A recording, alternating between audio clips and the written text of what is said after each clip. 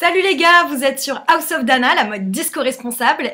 Et pour ceux qui me connaîtraient toujours pas, et bah Dana, c'est moi. Alors aujourd'hui, je me suis un peu pimpée parce que je vais découvrir avec vous la collection Dior Automne-Hiver 2021-2022 par Maria Grazia Chiuri. Je précise que je vous mets le lien de la vidéo Dior que je vais commenter là dans la description de cette vidéo. Comme ça, vous pourrez la retrouver tranquillement, tranquillada.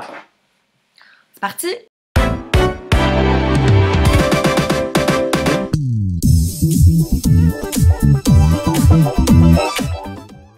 Putain, c'est le bordel en bas de chez moi, j'espère que vous entendrez pas trop. Ok, qu'est-ce qui se passe? Une forêt d'arc Dior. Dior. D'accord, Dior présente. C'est Versailles ça, je pense. Dior présente un truc. Alors là, il y a des silhouettes qui dansent. Putain, c'est le grand truc là. Maintenant, il y a des danseurs dans tous les fashion films. Sans discount. Beauté dérangeante. Un peu comme moi, quoi. Il y a une nana. Alors, j'ai baissé le son, mais c'est mieux parce que j'ai toujours peur pour des raisons de droit qu'on tombe sur le coin de la gueule. D'accord, ça danse à mort. Je vais peut-être mettre un peu de son quand même parce que... Oh, faudrait pas qu'on loupe des trucs. Je sais pas si on entend grand-chose. Je crois qu'on n'entend rien. Hein. Je baisserai tout à l'heure au cas où. Donc ça dansait, très bien. C'est dark, hein. Ce serait chouette qu'il y ait un peu de lumière, un peu de boost. Ça danse toujours. Ils vont danser combien de temps? D'accord. C'est de la danse contemporaine, contempo, comme on dit dans le game. Bon, alors j'en profite, je vais blablater parce que là, je sens qu'ils vont danser pendant 30 minutes. C'est donc une collection Dior hiver. Moi, je suis toujours très intéressée par les collections hiver de Dior depuis que Maria Grazia est à la tête de la direction artistique. Parce que souvent, quand c'est l'été, elle tombe dans un piège un peu ambiance tropicale, machin. C'est un peu la facilité. Bien que je trouve que ce qu'elle fait est toujours hyper quali. Donc je me dis là, à part Voyage en Laponie, je sais pas trop ce qu'on peut faire. Donc ça va peut-être permettre de se recentrer un petit peu plus sur les codes Dior. Je parle et je ne regarde pas. Je pense que ça a dansé à fond. D'accord, il y a une jeune femme par terre avec des roses qui a un spasme. Ouais, c'est sombre. Ce serait chouette qu'il y ait un peu plus de lumière à un moment. Elle va pas bien. Ça va pas fort. Attends, j'espère qu'ils nous ont pas fait un truc trop compliqué à commenter là. On va voir. Ok, il y a une nana dans une forêt qui souffre et une nana par terre dans une galerie qui a l'air d'être une galerie de Versailles. Puisque Christian Dior adorait Versailles. Par contre, si toutes les saisons c'est dans un château, Dior va falloir changer un petit peu de... Hein, de set. Parce que la couture dernière, c'était déjà dans un château. Je sais plus où. Je fais Monceau ou un truc dans le genre. Non, je sais plus. Ah! C'était quoi ça? Oh! C'est quoi ce délire? Est-ce qu'on va avoir des vêtements? Parce que c'est-à-dire que ça fait un peu 10 minutes qu'il y a des meufs qui se contorsionnent. D'accord, des vêtements, très bien. Contre un mur de pique en métal façon torture médiévale, très sympa. Ça met une petite ambiance tout de suite, hein. On est sur un truc...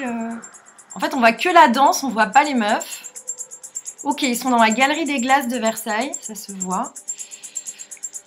Pour l'instant, on est sur des looks très très noirs.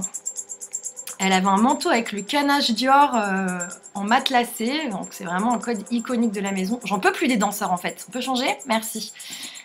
Donc là, la nénette a une espèce de petit tablier, mais hyper sablier, donc dans cette ligne très 8, qui est la ligne iconique de Christian Dior. Dior! On voit beaucoup trop les danseurs, par contre, faut arrêter là. Hein. Une capuche, un machin. Ça fait un peu fantastique là, hein, depuis le début. Des manches ballons sur une petite jupe, une petite robe patineuse en cuir. Là, ça avance en mode déter. Très mec, très menswear. Ok, bon ça c'est méga Dior. Il y a vraiment cette ligne très très fine et après ça part en grande jupe. Il y a de la danse encore et toujours. Ok, bon je vais mettre pause parce que là il se passe trop de trucs en fait et on voit rien.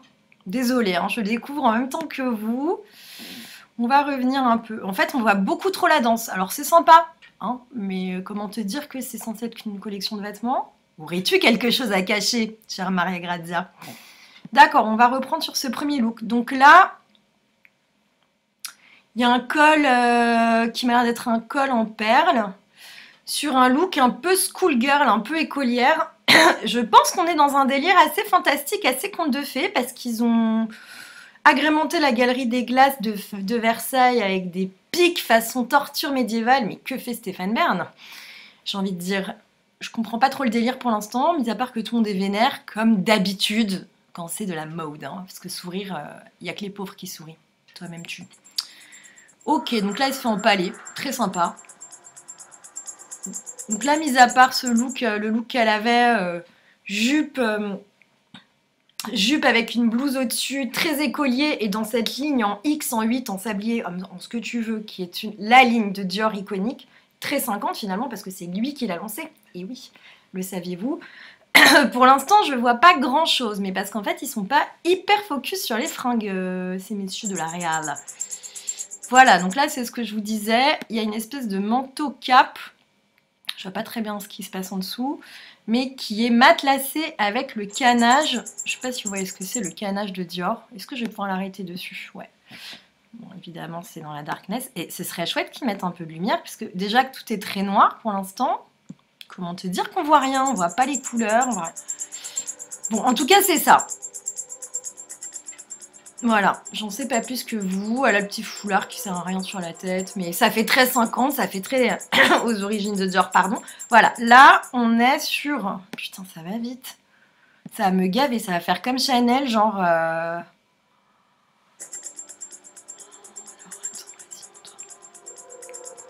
Ils m'ont saoulé les danseurs, pardon. Hein. Ils sont certainement très sympas, mais... Voilà, là, on est sur une robe qui est un peu fabriquée comme en tablier d'écolière, pareil. Est-ce que ce serait pas un peu le petit chaperon rouge, quelque chose comme ça, mais en noir? Je cherche un thème. C'est très court pour du Dior, par contre, on est au-dessus du genou. Voilà. Why not? Ok, donc là c'est un ensemble en tweed avec une grosse capuche. Ce côté capuche fait un peu conte de fées sur les bords. Donc là pareil, on est dans cette robe très patineuse avec des manches ballons qui font un peu poupée, pourquoi pas un peu conte de fées. Tout est très noir, gris. C'est un mix, alors pour l'instant c'est un mix d'esprit écolière, vaguement fantastique, très dark, et en même temps de quelque chose de très menswear, très tailoring, c'est-à-dire très couture homme, genre costume quoi. Je sais plus trop très bien comment on parle français, mais vous avez compris ce que je voulais dire. Allons-y. Et il y a donc là, comme on le voit sur l'arrêt sur image, énormément de looks, parce que c'est important, toute la DA autour du stylisme. Foulard et grandes lunettes, un peu façon Elizabeth Taylor dans les 50s, en tout cas très Dior aux origines, très bourgeois Dior quoi. À part ça, toz, comme on dit chez moi. Putain les meufs, elles me gavent. D'accord, donc là on est sur un grand manteau en tweed. Je vais pas pouvoir arrêter aux bons endroits, parce que ça va trop vite. Un grand manteau en tweed, avec la ceinture vraiment sur la taille, ouverte sur une jupe qui m'a l'air d'être de la mousseline, de soie, un truc comme ça, qu'utilise beaucoup Maria Grazia depuis qu'elle est arrivée chez Dior. En fait, on est dans une espèce d'épure Dior, quoi. Genre aux origines, en tout cas de la silhouette. Et tout est très épuré, quoi. Il y a très peu d'ornementation pour l'instant, et on est dans des matières très hiver, du tweed, du cuir. Je sais pas très bien pourquoi il y a un aviateur dans l'affaire, je comprends pas. Ok, là je pense que c'est de la broderie anglaise sur la robe blanche qu'on a vue, qui vient de passer. Il y a ce petit côté Alice au pays des merveilles éventuellement, avec toujours ce col en perles, et je pense que ça va très vite, qu'il y avait encore la découpe du tablier qu'on avait vu tout à l'heure, en plus long, en blanc. Après vous ne demandez pas si c'est du coton, du cuir, on ne voit rien, tout simplement. Voilà, là je vois rien. Si, il y a du léopard, ce qui vient de revenir chez Dior. Parce que, alors Dior, pardon, ce sac léopard, c'est intéressant. Donc au bout de je sais pas combien de temps. Le sac léopard, est-ce que je peux l'avoir? Pas du tout. C'était trop beau. Bon, bref, ouais, bon, je vais pas y arriver. Voilà, on va le voir passer.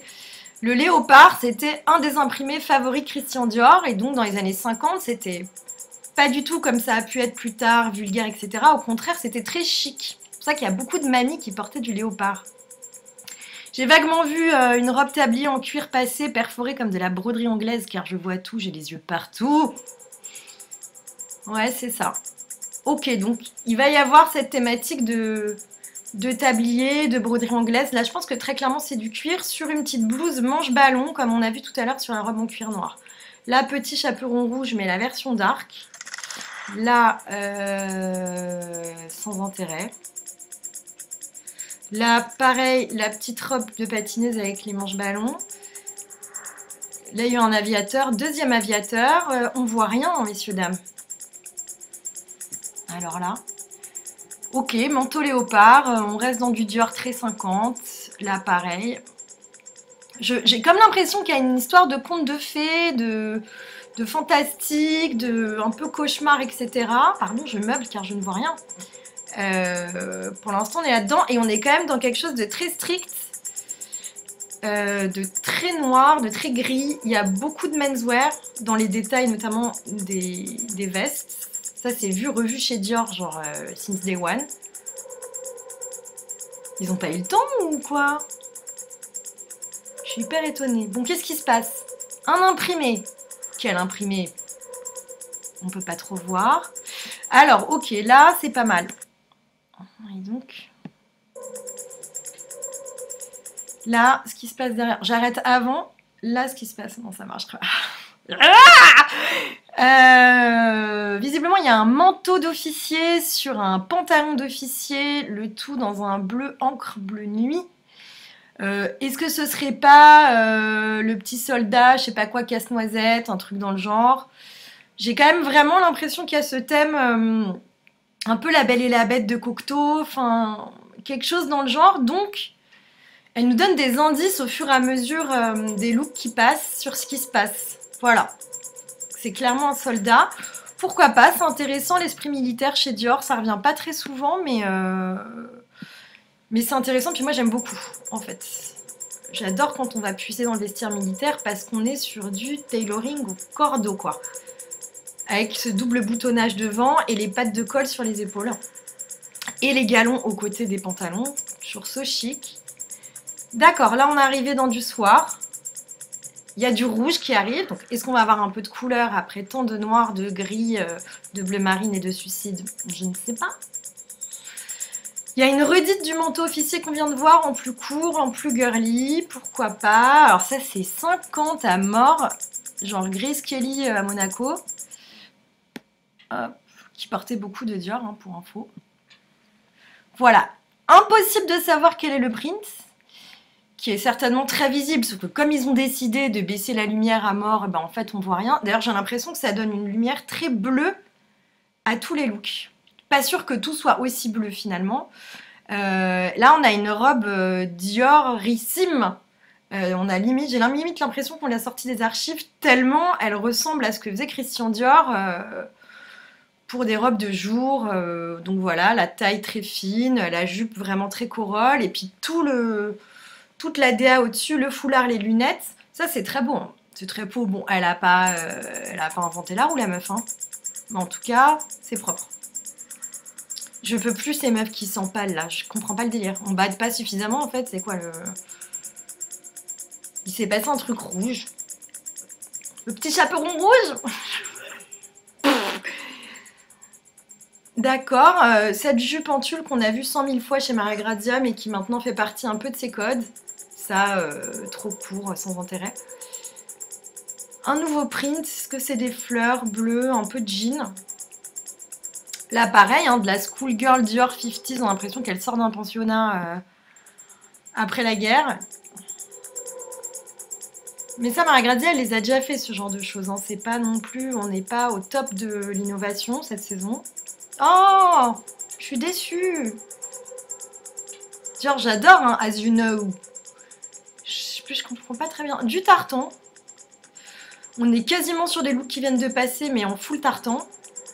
Donc avec ces grands manteaux très 50 et des pantalons un peu entravés à pince. Le tartan, elle l'a déjà utilisé, Maria Grazia, mais pas en rouge comme ça. C'est très Dior aussi, au passage. Le léopard... En fait, je comprends rien. Je comprends rien. D'accord, un manteau d'officier, mais avec une jupe corolle, pourquoi pas. C'est chiant. Si vous pouvez arrêter les gros plans sur les danseuses, ce serait vraiment... Ok, là je pense qu'on passe à de la robe soir. Drapée, bon, ça c'est ce qu'elle a fait 100 000 fois, notamment dans de la couture. Utiliser des mousselines et des plissés pour faire des robes du soir. Donc c'est très Dior by Maria Grazia, très clairement. J'ai l'impression qu'on a un peu changé d'histoire au passage. Est-ce qu'on n'est pas sur un autre conte? À mon avis, il y a une histoire de contes successifs, mais j'arrive pas vraiment à les définir. J'ai cru sentir un peu un esprit La Belle et la Bête, éventuellement Alice au Pays des Merveilles avec ses robes tabliers et les cols là. Ah, elle est souple la dame. Mais je sais pas. Bon, ça c'est du faux Valentino, mais 100%. Aucun intérêt chez Dior. Parce que si c'est pour faire la même chose en moins bien, c'est pas la peine. Ouais, ok. Là, on est dans de la full couleur. Très bien. Ouais, ça casse pas trois pattes. Il y a des fleurs. Je sais pas très bien quoi vous dire. Là, je suis désolée. Alors ça, c'est très très dur. Elle avait fait une collection comme ça autour du cirque avec ses systèmes de damier. C'est plutôt chouette. Et là, la cocotte, elle est en rouge avec un cœur. Donc, je pense que c'est la fin. Ça va être le dernier look qui est très énervé. Qui êtes-vous? C'est la fin du film. Je suis un peu déçue. En fait, on voit rien. Conclusion. Bon, j'espère que je vous aurai donné deux, trois clés en tout cas. Et puis je vais vous donner ma conclusion juste après la fin du film. Bon, c'est bon, t'as trop vu en fait. On n'a rien compris. Merci, au revoir. Oh, mais je suis déçue. Mais Dior, j'aime tellement. Dior, j'adore. On peut plus dire Dior, j'adore. C'est interdit par la loi. Bon, à tout de suite pour la conclusion.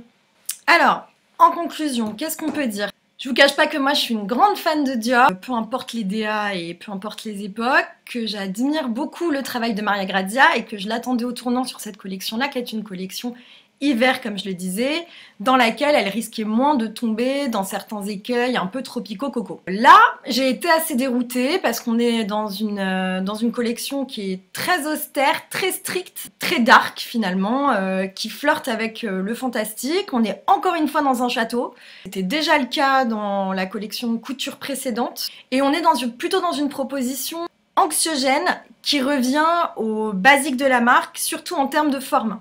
Il y a beaucoup de clins d'yeux, c'est comme ça qu'on dit, aux années 50 de la maison Dior, notamment avec l'introduction de l'imprimé léopard qu'on n'avait pas vu depuis longtemps et qui était très cher à Christian Dior. Mais j'ai été assez déroutée par tant d'austérité, cet esprit très menswear. Je suis un peu sceptique sur le côté héritage, je suis pas sûre que ce soit dans la droite ligne des codes Dior, en tout cas en termes d'inspiration. Au final, je suis un peu en demi-teinte sur ce coup-là. Ah, il y a aussi le sujet des fashion films que je voulais aborder avec vous. Donc en fait, c'est le fait de remplacer un défilé en présentiel par la présentation de la collection à travers un film. Bon, c'est le cas à cause de la crise qu'on connaît aujourd'hui et puis c'est nécessaire. Sur le papier, je trouve ça très bien, c'est toujours très intéressant, mais si ça devient trop un objet cinématographique et que ça, au détriment du vêtement, c'est-à-dire qu'à un point où ça le bouffe, là typiquement, chez Dior, c'était trop sombre quoi. On voyait rien.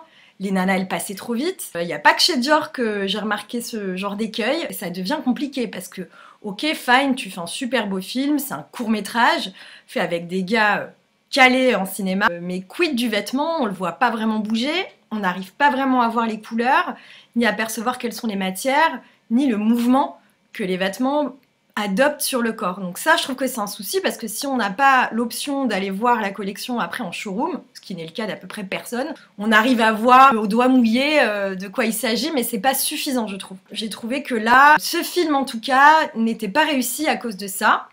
Peut-être était-ce volontaire. Je vous laisse là-dessus. Et voilà, j'espère que cette vidéo vous a plu. N'hésitez pas à la liker, à la partager, à la commenter, à vous abonner à cette chaîne YouTube si ce n'est pas déjà fait, mais également à faire un tour sur mes autres réseaux sociaux, mon compte Instagram et mon site houseofdana.com pour lire plein d'articles d'éco-responsables. Je vous fais des bisous!